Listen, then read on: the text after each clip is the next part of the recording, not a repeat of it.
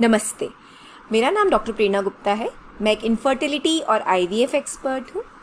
मैंने अपनी पढ़ाई एम्स न्यू दिल्ली से करी है और मैं दिल्ली में कार्यरत हूँ। आज हम बात करेंगे रिकरेंट प्रेगनेंसी लॉसेस या फिर रिकरेंट मिसकैरेजेस के बारे में। हम जानेंगे कि रिकरेंट मिसकैरेज कब कहा जाता है, इसके कारण क्या है, इसका ट्रीटमेंट क्या है और इसका प्रोग्नोसिस क्या है कि अगर हमें ऐसा होता है तो क्या चांसेस हैं आगे हमारी फ्यूचर प्रेगनेंसी के बारे में। तो रिकरेंट प्रेगनेंसी लॉस या फिर रिकरेंट मिसकैरेजेस एक ये बहुत ही बड़ा फील्ड है। इसके लिए एक स्पेशलिस्ट एंडोक्रिनोलॉजिस्ट या फर्टिलिटी स्पेशलिस्ट होते हैं जो इस पर ट्रीटमेंट करते हैं। इनफैक्ट वेस्ट में तो इसकी अलग क्लिनिक्स होती हैं जहाँ पर इनका ट्रीटमेंट हुआ जाता है। सबसे पहले हम समझेंगे कि रिकरेंट प्रेगनेंसी लॉस की डेफिनेशन क्या है। हम कब कहते हैं कि रिकरेंट मिसकैरेजेस होते हैं।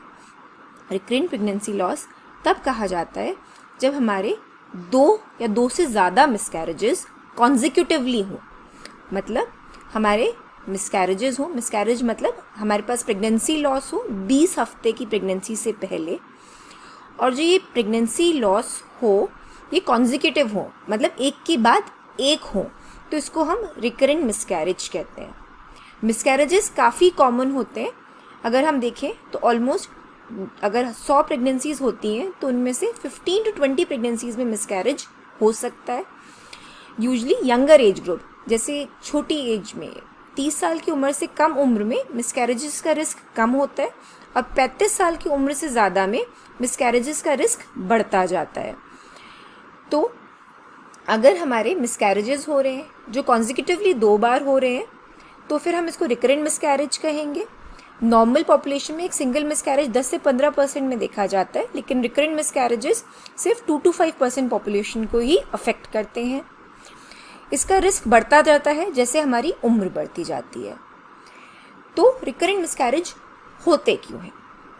रिकरेंट मिसकैरेज को समझने के लिए हमें ये समझना लगेगा कि हमारी प्रेगनेंसी का लॉस हो रहा है। प्रेगनेंसी का लॉस हो रहा है तो 3 जगहों पर इशू हो सकते हैं। या तो हमारे एम्ब्रियो जो बच्चा है उसमें इशू है कि उसकी वजह से प्रेगनेंसी लॉस हो रहा है, या फिर यूट्रस जहाँ पर बच्चा रहता है, जहाँ पर उसका रिसेप्टिविटी है, क्या यूट्रस में कोई इश्यूज़ हैं कि उसकी वजह से प्रेगनेंसी लॉस हो रहा है, या फिर थर्ड एनवायरनमेंट। तो सीड, सॉइल एंड एनवायरनमेंट, अगर इन तीनों में से भी कहीं कोई प्रॉब्लम हो तो मिसकैरेज का रिस्क बढ़ सकता है। सबसे पहले हम आते हैं बच्चे पर या एम्ब्रियो पर, सीड पर, कि उसमें क्या इश्यू होते हैं कि उसकी वजह से मिसकैरेज हो जाता है। जैसे मैंने आपको बताया था कि ऑलमोस्ट 15% प्रेगनेंसीज में मिसकैरेज होता है। उसका मोस्ट कॉमन रीज़न जेनेटिक होता है कि जब एग्स एंड स्पर्म जुड़ते हैं तो उनमें कोई जेनेटिक इश्यूज़ आ जाते हैं। मतलब जब क्योंकि ये मिलियंस ऑफ स्पर्म्स हैं जो बन रहे हैं तो उनमें जेनेटिक इश्यूज आ सकते हैं, या फिर एग जब बना वो ठीक से नहीं बना, तो जब नेचर से फैक्ट्री से काम ठीक से नहीं हुआ तो क्रोमोसोम्स में, जीन्स में प्रॉब्लम है, तो जेनेटिक इशू है एम्ब्रियो में जो बहुत कॉमनली हो जाता है। तो ये पॉसिबल नहीं है कि आगे ये जाए, तो ये मिसकैरी कर जाता है। तो genetic issues are the most common cause of miscarriages. They are seen as high as 30 to 60% of patients में जेनेटिक रीज़न होता है कि उसकी वजह से मिसकैरेज हो जाता है। उसके बाद जेनेटिक रीज़न एम्ब्रियो में भी हो सकता है या फिर मैटरनल और पेटर्नल में भी। आपके या आपके हस्बैंड के जीन्स में कोई इशू है तो उसकी वजह से भी हमारे मतलब जो मिसकैरेजेस हैं वो बार बार हो सकते हैं। इसके बाद हम आते हैं यूट्रस पे। अगर आपके यूट्रस में कोई प्रॉब्लम है, यूट्रस में कोई लाइनिंग में प्रॉब्लम है, कोई झिल्लियाँ हैं, एशुमैन सिंड्रोम है, या फिर आपके यूट्रस में शुरू से कंजेनाइटल मुलेरियन एनोमलीज हैं, सेप्टा है, बाइकॉर्निएट यूट्रस है, यूनिकॉर्निएट यूट्रस है, या फिर आपके यूट्रस में फाइब्रॉइड या पॉलिप है जो कैविटी के अंदर आ रहा है, तो ये भी आपको मिसकैरेजेस का रीज़न बन सकता है। थर्ड रीज़न जो होता है वो होता है एनवायरमेंटल फैक्टर्स। एनवायरमेंटल फैक्टर्स कि किस तरह बच्चे को मिल रहा है। अगर मदर के ब्लड में थायराइड की प्रॉब्लम्स है, मदर डायबिटिक है जो कंट्रोल्ड नहीं है, या फिर मदर में कोई इम्यूनोलॉजिकल एंटीबॉडीज़ बनती हैं जो इन बेबी को इम्प्लांट नहीं होने देती हैं, तो उसकी वजह से भी मिसकैरेज हो सकते हैं। तो 3 most common reason: genetic, is the most common reason. Secondly, uterine abnormalities. And third, issues in the maternal like maternal autoantibodies या फिर TSH, thyroid issues या फिर आपका diabetes, uncontrol diabetes. So these are the most common reasons कि उनकी वजह से miscarriages होते हैं. सो जब आपका प्रेगनेंसी लॉसेज हो रहे हैं, अगर आपके मोर देन 2 प्रेगनेंसी लॉसेज हो रहे हैं, तो असेंशियल है कि नेक्स्ट प्रेगनेंसी प्लान करने से पहले आप इन्वेस्टिगेट ज़रूर कराइए कि ऐसा क्यों हो रहा है, क्योंकि अगर इनमें कोई इश्यूज़ हैं तो आगे ट्रीटमेंट में काफ़ी हेल्प मिलती है और आगे प्रेगनेंसी लॉसेस का रिस्क काफ़ी कम हो जाता है. तो more than 2 pregnancy losses are always investigated. तो इन्वेस्टिगेशंस क्या होते हैं? सबसे पहले मैंने आपको इन्वेस्टिगेशंस में बताया, जेनेटिक आपको रीज़न बताया. तो जेनेटिक टेस्ट में क्या होता है? जेनेटिक टेस्ट में जो आपका होता है कि अगर मान लीजिए आपके 2 लॉसेस हो चुके हैं, तो उसके बाद अगर आपका आगे कभी भी लॉस होगा तो फीटल कैरियोटाइपिंग करा जा सकता है. कि कैरियोटाइपिंग करा जा सकता है ये देखने के लिए कि बेबी की जेनेटिक्स नॉर्मल थी या नहीं, क्योंकि अगर जेनेटिक्स एबनॉर्मल थी तो हमें पता चल जाता है कि इसके कारण बच्चे का मिसकैरेज हुआ है, एंड वी आर एश्योर्ड कि अगर ये वापस से इशू नहीं आएगा तो आगे प्रेगनेंसी हमारी ठीक होगी. तो इट मीन्स अगर जेनेटिक्स में इशू आता है तो ये अच्छी बात है. अगर नहीं आता इट मीन्स कि नॉर्मल बेबी था फिर भी अबॉर्ट करा. तो अगर जेनेटिक्स का जो टेस्ट होता है वो फीटल कैरियोटाइपिंग होता है. इसके बहुत सारे टेस्ट होते हैं, बट आजकल एरे CGH प्रेफर करा जाता है. इसमें मैटरनल कंटामिनेशन नहीं होता और ये करेक्ट रिपोर्ट देता है. उसके बाद अगर आपके मोर देन 3 लॉसेज हैं तो आप पेरेंटल कैरियोटाइपिंग मतलब मदर और फादर का भी कैरियोटाइपिंग करा सकते हैं, ये देखने के लिए कि मदर और फादर के कैरियोटाइपिंग में भी कोई प्रॉब्लम्स तो नहीं है, उनमें कोई जीन्स में इश्यूज तो नहीं हो रहे कि उसकी वजह से बच्चे में मिसकैरेजेस हो रहे हैं. एक जो रिसर्च है जो काफ़ी मतलब आजकल देखा जा रहा है कि फादर में स्पर्म DNA फ्रैगमेंटेशंस हो. अगर DNA में फ्रैगमेंटेशंस हैं जो यूजुअली अगर स्मोकर्स होते हैं या फिर बहुत ही हेक्टिक लाइफस्टाइल है, स्ट्रेस लाइफस्टाइल है, तो उसमें DNA फ्रैगमेंटेशन स्पर्म में ज़्यादा देखा जाता है. तो उसकी वजह से भी रिकरेंट प्रेगनेंसी लॉसेस बढ़ सकते हैं. ये वाला टेस्ट ऑप्शनल है, ज़रूरी नहीं है कि सभी पेशेंट्स का हो. तो हमने जेनेटिक टेस्ट कवर कर लिए. उसके बाद यूट्राइन टेस्ट. हम यूट्रस को कैसे देखें कि यूट्रस नॉर्मल है या नहीं.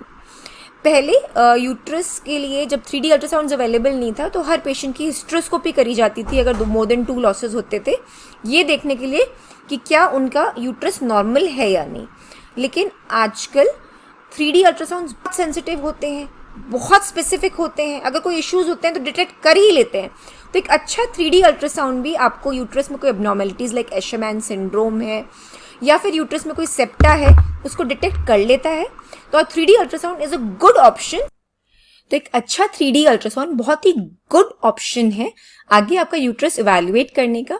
3D अल्ट्रासाउंड से हमें ये फ़ायदा हो जाता है कि हमें पता चल जाता है कि यूट्रस में क्या एबनॉर्मेलिटी है, क्या उसका आगे हमें ट्रीटमेंट चाहिए, और अगर चाहिए तो अगर हम हिस्ट्रोस्कोपी करते हैं तो सेम ही सिटिंग में डायग्नोस्टिक मतलब देखें कि हाँ वो प्रॉब्लम है, और थेरेपेटिक मतलब उसको उसी वक्त ट्रीट कर दें.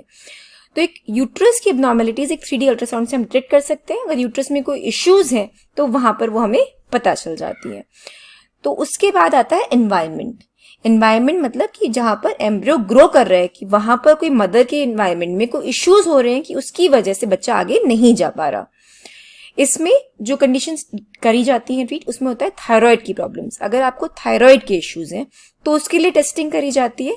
थायराइड के इश्यूज के लिए सिर्फ एक TSH टेस्ट इंपॉर्टेंट नहीं होता, इसके साथ जरूरी है कि आपकी एंटी-TPO एंटीबॉडीज कराई जाए और T4 लेवल्स कराए जाएं. ये तीनों टेस्ट अगर साथ में कराए जाते हैं तो इनमें से कहीं पर भी तीनों में से कोई इश्यू आता है तो वो मिसकैरेज का रीजन हो सकता है. नॉर्मली जो वैल्यू होती है आप अगर लैब में देखें तो वो 5.5 तक भी उन्हें नॉर्मल लिखा हुआ होता है, लेकिन जो पेशेंट्स कंसेप्शन के लिए ट्राई कर रहे होते हैं उनमें हम प्रेफर करते हैं कि वैल्यूज 2.5 के नीचे आए. 2.5 to 4 के बीच में अगर वैल्यू होती है और कोई TPO एंटीबॉडीज पॉजिटिव नहीं होती तो उनको हम लेवल ट्रीटमेंट बिना ट्रीटमेंट के छोड़ सकते हैं. लेकिन अगर आपकी TPO एंटीबॉडीज लेवल मतलब पॉजिटिव है, आपका T4 लेवल्स लो है, तो डॉक्टर्स इवन आपका TSH 3.1 है तब भी आपको लिवोथायरॉक्सिन जो थायरॉक्सिन की दवाइयां हैं वो शुरू कर सकते हैं. इसके बाद अगर आपकी शुगर्स डिरेंज्ड है, अगर आपकी अनकंट्रोल्ड शुगर्स हैं तो वो रीजन ऑफ मिसकैरेज हो सकता है. फिर आती है एंटीफॉस्फोलिपिड एंटीबॉडी सिंड्रोम. ये एंटीबॉडीज हैं जो बच्चे के चिपकने में इनिशियल मिसकैरेजेस में इनिशियल कंसेप्शन में, इम्प्लांटेशन में और इनिशियल मिसकैरेजेस के बहुत कॉमन रीजन है। इनका टेस्ट जो होता है एक बहुत ही सिंपल ब्लड टेस्ट है, जो एप्ला का ब्लड टेस्ट है, उससे इनको डिटेक्ट करा जा सकता है। और इनमें अगर हम सही टाइम पर आपको इकोस्प्रिन, एस्पिरिन और हेपेरिन का ट्रीटमेंट शुरू करें तो ऑलमोस्ट 95% सक्सेस है कि आगे की प्रेगनेंसीज में इश्यूज नहीं आए। तो थायराइड का टेस्ट, शुगर्स का टेस्ट और एप्ला टेस्ट, ये जरूर है आपके टेस्ट, ये पक्का होंगे अगर आपके मोर देन 2 मिसकैरेजेस हो चुके हैं। विटामिन डी डेफिशिएंसी भी कई पेशेंट्स में देखी गई है और कहा जाता है अगर इसको करेक्ट करें तो रिस्क ऑफ मिसकैरेजेस कम कर सकते हैं। इसके अलावा थ्रोम्बोफिलिया स्क्रीनिंग, जो होमोसिस्टीन के टेस्ट होते हैं, एंटी थ्रोम्बिन डी, जो प्रोटीन सी, जो 10-12 हजार के महंगे टेस्ट होते हैं, उनका इतना रोल रिकरेंट प्रेगनेंसी लॉसेस में नहीं देखा गया है। एएनए टेस्ट एक कराया जा सकता है, इससे हमें ये पता चल जाता है कि हाँ अगर आपका एएनए पॉजिटिव है तो आपका चांसेस ऑफ मिसकैरेज बढ़ जाता है। लेकिन इसमें ट्रीटमेंट का, कि आगे हम इसका कोई ट्रीटमेंट कर पाए, वो हमें ऐसा कोई राह नहीं मिलती, तो ये एक ऑप्शनल टेस्ट होता है। तो इन्वेस्टिगेशंस में मैं वापस से सम अप करूंगी, जेनेटिक टेस्टिंग पेरेंट्स की भी हो सकती है, फीटल कैरोटाइपिंग भी हो सकती है, यूट्रस को अच्छे से चेक करना कि यूट्रस में कोई प्रॉब्लम नहीं, और ये ब्लड टेस्ट, ये कोर चीजें हैं जो हमें बताती हैं कि मिसकैरेजेस क्यों हो रहे थे। इनके हिसाब से ही ट्रीटमेंट प्लान होता है। तो सबसे पहले आते हैं जेनेटिक्स पे, कि मान लीजिए जेनेटिक्स में प्रॉब्लम है, कि वाइफ में या फिर हस्बैंड में कोई जीन्स में ट्रांसलोकेशन है, कोई जीन्स इम्बैलेंस हो रहा है कि उसकी वजह से बेबी के जेनेटिक्स में प्रॉब्लम आ रही है। अगर ऐसा होता है तो ऐसे केस में आपको आईवीएफ ऑफर करा जा सकता है, जिसके अंदर एम्ब्रियोज में पीजीटी-A किया जा सकता है, ये देखने के लिए कि एम्ब्रियोज में कोई पर्टिकुलर एनोमली तो नहीं है, वो जीन्स में इश्यू तो नहीं आ रहे। तो हम पीजीएस कर सकते हैं ये देखने के लिए कि एम्ब्रियोज में क्रोमोसोमली नॉर्मल होते हैं। बट ये उन्हीं पेशेंट्स को ऑफर किया जाता है जिनके जेनेटिकल इश्यूज हैं। नॉर्मल रिकरेंट प्रेगनेंसी लॉसेस में आईवीएफ से इंक्रीज प्रेगनेंसी रेट्स नहीं देखी जाती है, ये बहुत जरूरी है। अगर आप कुछ भी नहीं ट्रीटमेंट लेते हैं रिकरेंट प्रेगनेंसी लॉसेस का और आपके ये सारे टेस्ट नॉर्मल आते हैं, तो ऑलमोस्ट 70% चांस है कि आपकी जो 3rd या 4th प्रेगनेंसी होगी वो नॉर्मल होगी, उसमें कोई प्रॉब्लम नहीं आएगी। जबकि आईवीएफ आपको सिर्फ 50 to 60% चांसेस देता है और नेचुरल प्रेगनेंसी आपको 70% चांस दे रही है। तो ये आपको तभी कराना है अगर आपके जेनेटिक्स में कोई प्रॉब्लम आती है या फिर आपके बहुत सारे लॉसेस हो गए हैं, आपके 7-8 लॉसेस हो गए हैं, तो तब हाँ आईवीएफ आपको नीड हो सकती है। उसके बाद सेकेंडली का यूट्रस में इशू है तो उसको हमें करेक्ट करना है, उसकी सर्जरी करनी है और उसका ट्रीटमेंट करने से हेल्प मिल सकती है। लेकिन मान लीजिए अगर हमारे यूट्रस में यूनिकॉर्निएट यूट्रस है या फिर यूट्राइन ऐसी एब्नॉर्मेलिटी है कि वो करेक्टेबल नहीं है, तो ऐसे केसेस में आईवीएफ विद सरोगेसी ऑल्सो आपको अच्छा रिजल्ट दे सकती है। Coming to issues with endocrine problems, अगर हमारे थायराइड की प्रॉब्लम है तो हम थायरॉक्सिन लेंगे, शुगर्स है तो हम शुगर्स कंट्रोल करेंगे प्रेगनेंसी प्लान करने से पहले। अगर हमें एंटीफॉस्फोलिपिड एंटीबॉडीज पॉजिटिव आई हैं तो एस्पिरिन स्टार्ट हो जाएगी प्रेगनेंसी आने से पहले ही, और जैसे ही प्रेगनेंसी पॉजिटिव आएगी तो हेपेरिन स्टार्ट होगा। ये सब चीजें करने से हम ऑलमोस्ट 50-60% पेशेंट्स में बता पाते हैं कि ये कारण था, इसका ये तरीका है ट्रीटमेंट करने का और हम आगे कर रहे हैं। बट ऑलमोस्ट 40% पेशेंट्स में कोई भी कारण नहीं मिलता। जेनेटिक टेस्ट, यूट्राइन टेस्ट और आपके ब्लड टेस्ट सारे नॉर्मल आते हैं, तो हम ऐसे केस में इसको इडियोपैथिक कहते हैं कि हमें कोई भी कारण नहीं मिला कि ऐसा क्यों हुआ। लेकिन whatever the reason, अगर रीजन है तो करेक्ट करने से जरूर सफलता मिलती है। लेकिन अगर इडियोपैथिक है, कोई भी रीजन नहीं मिला है, तो ये जानना हमें बहुत जरूरी है कि अगर हमें रीजन मिला, हमने उसको ट्रीट करा, या फिर कोई भी रीजन नहीं मिला और फिर हमने अगर प्रेगनेंसी प्लान करी, तो ऑलमोस्ट 70 to 80% चांस है कि हमारी नेक्स्ट प्रेगनेंसी बिल्कुल नॉर्मल जाएगी, बिल्कुल लाइव बर्थ देगी। तो कभी इन्वेस्टिगेशंस के चक्कर में अपना टाइम मत वेस्ट करिएगा, बिकॉज जैसे जैसे एज बढ़ती जाएगी प्रेगनेंसी लॉसेस का रिस्क बढ़ता जाएगा। एज इरिवर्सिबल है, इसका कोई ट्रीटमेंट नहीं है, तो एज को हम चेंज नहीं कर सकते। जैसे जैसे एज बढ़ती जाएगी रिजर्व कम होता जाएगा, प्रेगनेंसी के चांसेस होना कम हो जाएगा। तो इसलिए अगर मिसकैरेज हो रही है तो इन्वेस्टिगेशन जरूरी है, इन्वेस्टिगेशंस कराइए, सारे कराइए, लेकिन उसकी वजह से प्रेगनेंसी में जो इंपॉर्टेंट क्रूशियल रिप्रोडक्टिव ईयर्स हैं उनको वेस्ट कर दें, बिकॉज जैसे से एज बढ़ती जाएगी रिस्क ऑफ मिसकैरेज बढ़ता जाएगा। तो अगर हम 2 बार हारे हैं, हमें मिसकैरेज हुआ भी है, तो हमें वापस उठकर भागना है और हमें वापस से कोशिश करना है, बिकॉज ऑलमोस्ट 70-80% चांस है कि नेक्स्ट टाइम हमें एक हेल्दी बेबी प्राप्त होगा। तो हारिए नहीं, इन्वेस्टिगेट कराइए। अगर रीजन नहीं निकलता है तो फिर वापस से प्रेगनेंसी के लिए जरूर ट्राई करिए। एक हेल्दी लाइफस्टाइल प्रेगनेंसी के लिए बहुत जरूरी है। अगर स्मोकिंग है, अल्कोहल है, तो तुरंत हस्बैंड का बंद होगा, या वाइफ भी करती है तो तुरंत बंद होगा, बिकॉज उसकी वजह से जेनेटिक इश्यूज आ सकते हैं, प्रेगनेंसी लॉसेस बढ़ सकते हैं। विटामिन डी अगर लो है तो वो सप्लीमेंट होगा। अगर आप बहुत ही पतले हैं या बहुत ही मोटे हैं, उसकी वजह से भी मिसकैरेजेस हो सकते हैं, तो उसको अभी आपको ट्रीटमेंट करना जरूरी है। लेकिन इन सब में ज्यादा टाइम नहीं गवाइए और वापस से प्रेगनेंसी के लिए ट्राई करिए। मिसकैरेजेस का मतलब ये नहीं है कि हमें लंबा गैप देना है, हमें 6-8 महीने बाद ट्राई करना है, ऐसा भी बिल्कुल भी नहीं है। सही उम्र में वापस से कोशिश करिए। हमारा जो प्रोग्नोसिस मेनली कि हमें हेल्दी बेबी होगा नहीं होगा, वो डिपेंड करता है हमारी उम्र कितनी है। अगर हम यंग हैं तो हमारे अच्छे चांसेस हैं। सेकेंडली, हमारे कितने मिसकैरेजेस हुए। जैसे जैसे नंबर ऑफ मिसकैरेजेस बढ़ता जाते हैं तब हेल्दी होने बेबी के चांसेस कम होते जाते हैं, और तब आपको जरूरत है एक फर्टिलिटी स्पेशलिस्ट के पास जाने में, क्योंकि वो आपको फिर एक सही राह, शायद फिर आपको आईवीएफ वगैरह की नीड पड़ सकती है। लेकिन मोस्टली पेशेंट्स में कोई फर्टिलिटी ट्रीटमेंट के बिना भी नेक्स्ट प्रेगनेंसी जल्दी प्लान करने से और ट्रीटमेंट इन्वेस्टिगेशन सही कराने से ही सक्सेस मिल जाती है। तो होपफुली आपको ये इन्फॉर्मेशन इन्फॉर्मेटिव लगी होगी, और कोई भी आपके सवाल हैं तो जरूर हमें मेल या कमेंट करिए। कोई थेरेपीज जिनके बारे में आप हमसे जानना चाहते हैं, क्या इनका रोल है या नहीं है, जरूर हमें लिखकर भेजिए। थैंक यू एंड धन्यवाद, और जरूर इस चैनल को सब्सक्राइब भी करिए। Thank you.